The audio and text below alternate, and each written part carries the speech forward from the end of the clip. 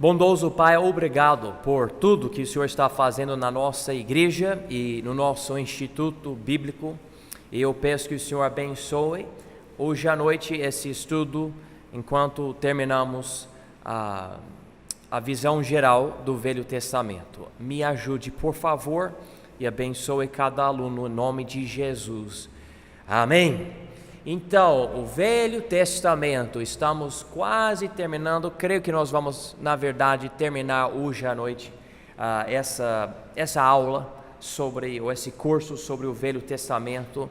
Nós não estamos examinando todo o capítulo e todo o evento, mas uma ideia geral. E agora estamos nos profetas menores, especificamente depois do livro de Jonas, o livro de Miqueias. Vamos lembrar que esses profetas escreveram os livros deles durante a história que encontramos nos livros anteriores. Então, é necessário colocar a mensagem pregada por esses homens dentro dos eventos. Eu expliquei que basicamente a história do Velho Testamento começa com o livro de Gênesis, que também faz parte da lei, e termina com o livro de Esther. E daí os livros de Jó a Malaquias são as mensagens, a poesia, os escritos do povo de Deus durante essa época antes do nascimento de Jesus. Então vamos agora considerar o livro de Miqueias. Miqueias, entendemos que é o livro dele, ele que escreveu a mensagem dele, e ele estava pregando esse tema: Deus vai julgar, mas também vai restaurar. Estamos notando novamente com o livro de Miqueias que vem no início da mensagem um aviso. Nós notamos a ira de Deus contra o pecado e muitas vezes contra o pecado do povo, mas também na segunda metade do profeta encontramos esperança. E ele fala que ele vai restaurar. As datas aqui, 735 até 700, que quer dizer que ele estava escrevendo antes e durante e depois do cativeiro de Israel, quando Israel foi para a Síria, as 10 tribos na nação do norte. Então, diz aqui na apostila a importância desse livro. Este profeta de Judá, contemporâneo de Isaías, pregava contra os pecadores das cidades de Jerusalém e de Samaria. Anuncia que Jesus nasceria em Belém. Então, irmãos, a ênfase da mensagem dele é o pecado de duas cidades. A cidade de Jerusalém era a capital de Judá, a nação no sul, e Samaria, a cidade principal da nação no norte. E nós sabemos hoje que as cidades maiores têm muita influência. Então foi a missão desse homem Miqueias pregar para esses povos, e temos aqui no esboço há 7 capítulos. Ele enfatiza nos primeiros 2 capítulos: o juízo está vindo, Deus vai julgar. Na segunda parte, capítulos 3 a 5, o Salvador está vindo, e eu posso dizer está vindo também. E a terceira parte, capítulos 6 e 7, confie no Senhor hoje. O profeta Miqueias tem a profecia importante sobre o lugar do nascimento do Messias. Nós podemos juntar várias profecias, mas o número que eu me lembro nos meus estudos é o número 456. Esse número é a quantidade de profecias que Jesus cumpriu na primeira vinda dele, que é incrível.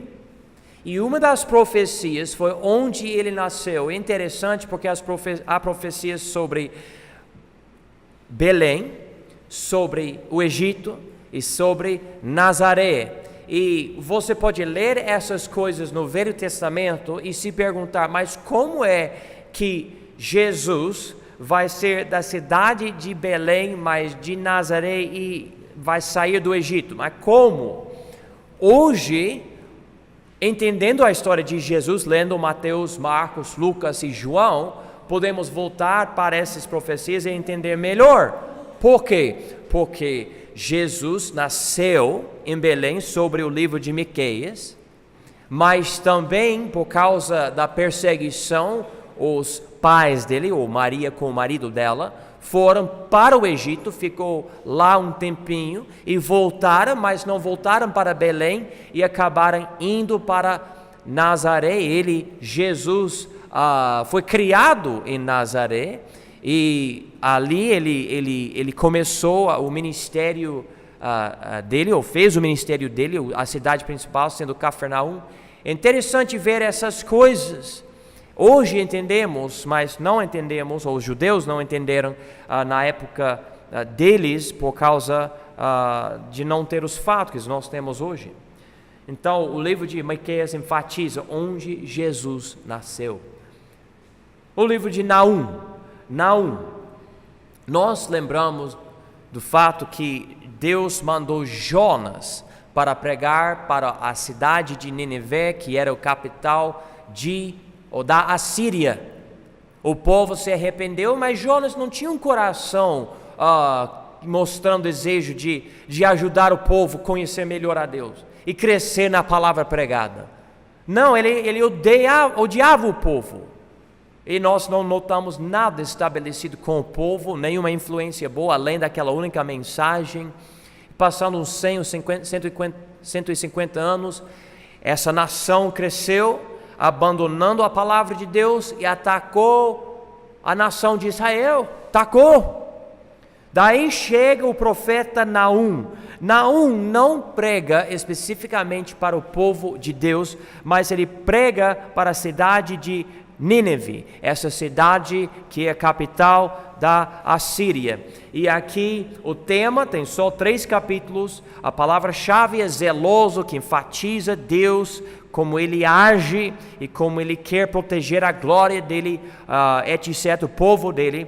Mas o tema aqui, qualquer nação que anda contra a palavra de Deus não escapará o julgamento de Deus. E existem ideias erradas que uma pessoa muito forte ninguém vai poder derrubar. E eu sou dos Estados Unidos e nós ouvimos muito, especificamente dos nossos políticos, que nossa nação é tão forte, já voltou de vários ataques, tipo as 2 torres em Nova York, ou o ataque no Havaí, ou a Segunda Guerra Mundial, outras coisas acontecendo, que nosso povo sempre volta. E até hoje é verdade, até essa guerra dos terroristas contra o Estado Islâmico, etc.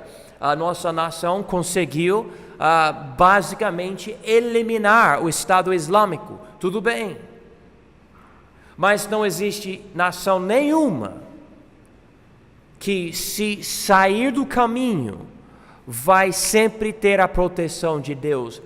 Eu acredito especificamente que os Estados Unidos têm sido protegidos até hoje por causa da obediência, pelo menos dos nossos antepassados.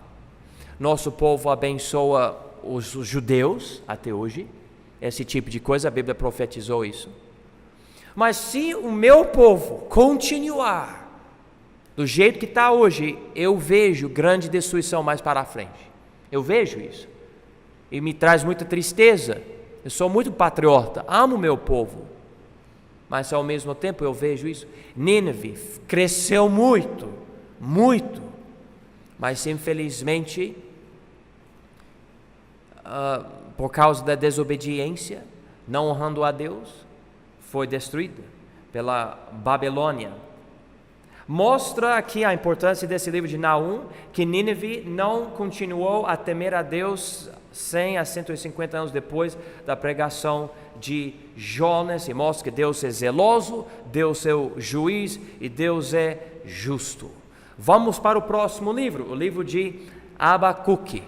Abacuque só tem 3 capítulos também, e foi escrito entre 610 e 605. Esse profeta Abacuque, ele tinha perguntas, ele queria respostas, porque Deus vai fazer isto ou aquilo. O tema, junto com a palavra-chave, é avivamento através da fé. O livro de Abacuque é um bom livro se você estiver pensando sobre o avivamento. Vamos ler aqui sobre o tema. Deus usa até os inimigos dele para julgar o seu povo, mas tal não quer dizer que ele apoia os pecados destes inimigos.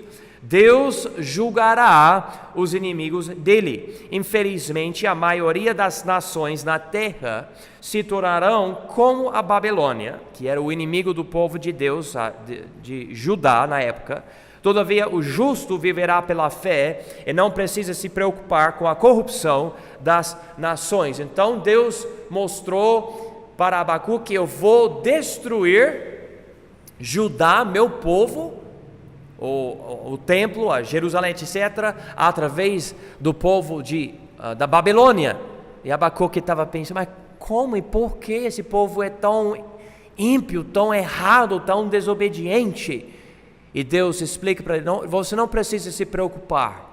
Você anda pela fé, você vai viver, essa nação vai invadir, vai julgar o meu povo, mas mais para frente eu vou julgar a Babilônia. Nós precisamos entender: Deus pode usar qualquer pessoa a qualquer momento. Qualquer pessoa. Nós podemos encontrar a pessoa mais ignorante no planeta, e se nós tivermos orgulho, Deus pode usar aquela pessoa para nos humilhar. E nós precisamos então andar muito humildemente. O livro de Abacuque enfatiza isso. Como que eu vou andar humildemente? Eu vou andar pela fé. A fé e a humildade são irmãos. Você anda com orgulho e soberba, você elimina a fé da sua vida. O Abacuque é um ótimo livro. O livro de Sofonias. Sofonias, muitos acreditam que ele era o parente do rei Ezequias, e a data de ser escrito entre 635 e 625, então depois do cativeiro da Síria, mas antes do cativeiro da Babilônia. A palavra-chave: o dia da ira do Senhor. O dia da ira do Senhor tem também 3 capítulos. O tema: Deus é soberano sobre todas as nações. Então os ímpios serão julgados, mas os justos serão vindicados. Todo aquele que se arrepender e confiar em Deus será abençoado. É necessário, porém, ter arrependimento verdadeiro, porque uma mera reforma externa não serve para nada. Infelizmente, e nós vamos ver isso aqui sobre o ponto que tem, ou no ponto que tem a ênfase da importância do livro. Josias era um rei muito bom em Judá, muito bom. Ele trouxe, alguns acreditam, a maior reforma para o povo de Deus, falando sobre Judá. Porém, grande porém, infelizmente, pode acontecer uma reforma externa que não muda o coração. E é triste isso. Por exemplo, na minha igreja, na nossa igreja aqui, enfatizamos que devemos escutar um certo tipo de música. Não há muitos filmes que devemos assistir. Há certa roupa que não serve para o crente. E outras coisas, podemos falar sobre várias coisas. Coisas que são importantes. Mas é possível alguém mudar essas coisas externas sem mudar o seu coração. A pessoa pode parecer muito crente, mas é como fariseu e nada mudou. Eu fico feliz quando eu noto alguém mudando essas coisas externas, porque quer glorificar a Deus. Mas se eu perceber uma mudança externa por causa de hipocrisia, por causa de um desejo de agradar o pastor, ou uma pessoa, ou a igreja, e não a Deus, irmãos, é triste, e Deus vai julgar. O livro aqui, então, a importância de Sofonias mostra que uma reforma externa nem sempre é um sinal de um coração arrependido. Porque nos dias de Josias havia uma reforma religiosa, mas infelizmente o povo de Judá ainda tinha um coração pecaminoso. Deixe-me acrescentar algo para isto, algo errado que devemos evitar.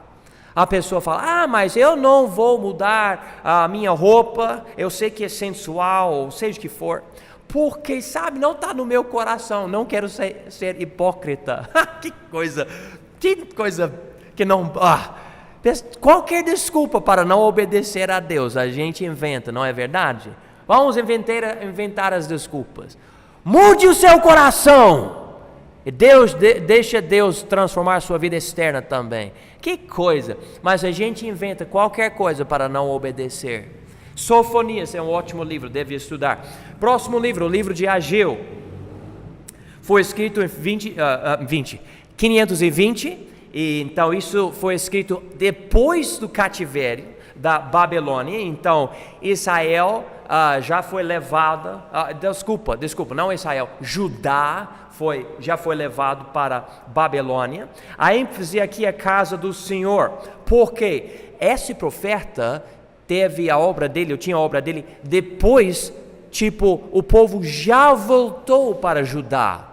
E quando voltou, o povo queria construir novamente o templo, mas não tinha mais o templo. A Babilônia tinha derrubado o templo. Então o povo começou a reconstruir o templo de Deus. Reconstruindo o templo, várias pessoas começaram a atrapalhar, não gostando dessa nova obra. Então, os profetas Ageu e Zacarias chegaram para pregar, dizendo, vamos continuar, Deus vai abençoar. Ele motivando o povo conseguiu terminar. Durante a obra, colocando fundamento, quando o povo viu, uma metade do povo começou a gritar com alegria, amém, olha, Deus está fazendo uma obra especial conosco. Outra metade, vendo a mesma coisa, estava chorando e chorando. Não deu para ver quem estava com alegria, com júbilo, e quem estava chorando. O povo que estava chorando era o povo que viu o outro templo, o templo de Salomão, e comparando o antigo com o novo, estava chorando, vendo que o novo não tinha glória.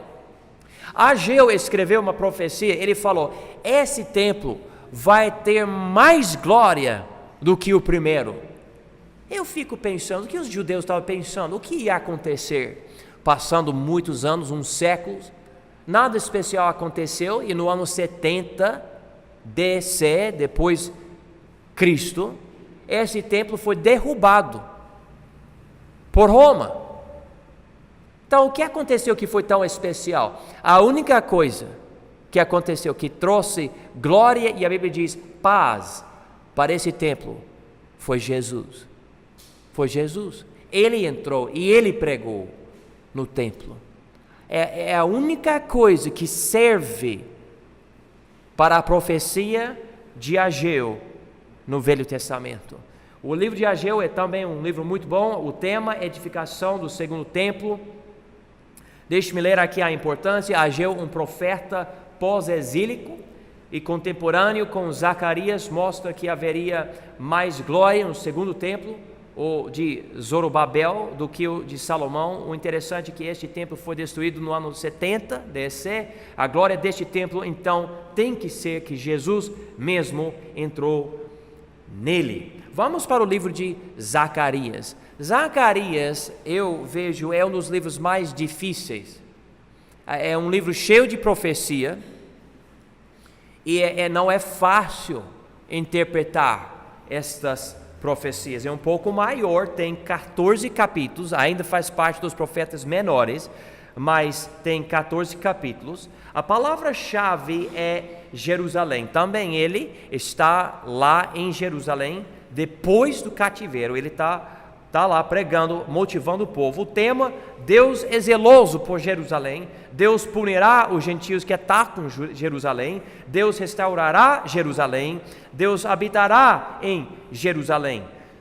A importância: Zacarias, um profeta pós-exílico também e contemporâneo com Ageu, lida com a invasão da região por Alexandre o Grande, o grego, e o tempo dos Macabeus, e até com a queda de Jerusalém sob os romanos. Outros sim, as profecias falam da batalha de Armagedon, a volta de Jesus Cristo e o reino milenar. Então, o livro de Zacarias abrange muita coisa. Vai falar sobre coisas que aconteceram depois da vida dele, antes das nossas vidas e também depois das nossas vidas, indo até o reino milenar. Usa muitas imagens especiais. Quando você estuda os livros de Daniel e Apocalipse, você vai chegar a precisar estudar também o livro de Zacarias. E tem coisas muito interessantes. É um bom livro, mas não é muito fácil. Assim chegamos no último livro do Velho Testamento, o livro de Malaquias. E esse profeta, ele enfatiza desobediência também. Notamos aqui palavra-chave, temos duas aqui, as palavras em que e desobediência. Ele escreveu nos anos 440 até 400, antes do nascimento de Cristo. Então, isso nos mostra que havia 400 anos entre o último profeta da Bíblia e o nascimento de Jesus. O tema: um povo desobediente e infiel não consegue reconhecer as bênçãos de Deus. Quando os líderes desobedecem, os sacerdotes, também o povo normalmente desobedece. Nós sabemos que normalmente tudo sobe e desce de acordo com a liderança. E sendo um pastor, sendo um pai, sendo um marido, eu não gosto disso. Mas eu preciso aceitar que na maioria dos casos, quando eu não faço o que eu devo, vai afetar o povo. E normalmente o povo vai pecar se eu pecar. E se eu seguir algo mais reto e mais santo, vai motivar o povo também a seguir o Senhor. Nós não devemos ser assim. Se eu tiver um líder que quer pecar, eu mesmo assim devo fazer o certo. Mas normalmente nós notamos isso, e esse livro lida com isso. Note que a importância do livro mostra a pecaminosidade do povo de Deus, 400 anos antes do nascimento de Jesus, e profetiza a vinda do último profeta de Judá, João Batista. Então, há profecias sobre esse último profeta? Sim, aqui no livro de Malaquias. Na verdade, pode ler os últimos versículos do livro para ver uma profecia sobre ele. 3 capítulos, ótimo livro. É bom estudar o livro de Malaquias, terminando o Velho Testamento. Há muito mais que eu posso falar sobre todos os livros, mas deixe-me novamente tentar juntar tudo que acontece no Velho Testamento para terminar esse estudo sobre a visão geral do Velho Testamento. O Velho Testamento começa com Deus. Deus onde e quando não existia onde e não existia quando. Ele é desde a eternidade. Tudo que existe está dentro da mente de Deus. Nós somos um produto dos pensamentos dele. Ele é a causa eterna de tudo que existe. E daí, no livro de Gênesis, o primeiro livro, nós notamos o princípio de tudo. E ele vai mostrando como ele criou tudo, mas ele colocou uma coroa na criação, sendo o próprio homem. Infelizmente, Deus dando uma chance para o homem decidiu ir contra a vontade de Deus, que Deus permitiu isso acontecer. Ele criou o homem capaz de fazer isso, e o homem pecou. O homem decidiu não obedecer, que mostra que Deus não criou um robô.